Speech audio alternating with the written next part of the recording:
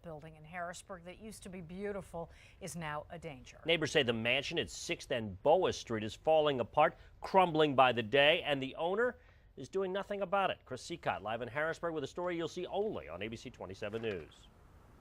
Well, unlike the building Jeannie was just telling about, this property is not in danger of collapsing, so says the city. There are still issues. It is empty. Used to be owned by the Harrisburg Historic Association. The building changed hands more than a decade ago, and the woman who now has the property wanted to make it a museum, but instead, maybe making payments for codes violations.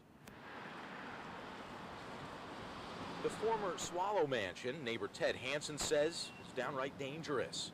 Was a conversation I had with one of my neighbors where she said I was almost hit by a piece of trim that fell off. She was walking her dog, nearly nailed her. Annette Antone, who runs the Paxton Herald newspaper, owns the place.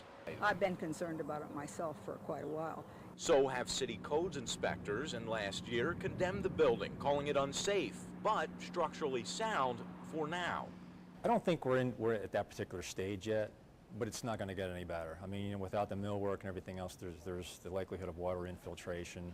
Antone was given a choice, tear it down or fix it up. She preferred the second option. I have two contractors that are ready. They're ready as soon as the weather broke, and they actually had it scheduled. But a lack of action prompted Antone to be fined $1,000 last month. Here's the ticket, though she denies being cited, and still no repairs. Unless the public is aware of this horrific case where somebody is just really allowed to get away with flaunting the law, nothing's going to be done. If she pleads not guilty, then we're back into the hearing scenario again. And then they can get continuances, and they can continue it on, or the DJ can give continuance. So this can take a long travel path, before it ultimately ends, in a positive way. There were high hopes for this property during Mayor Steve Reed's Museum Mania days. It would be the perfect place for an African-American museum. But like the Wild West and Sports Hall of Fame, the National African American History Museum never came to be.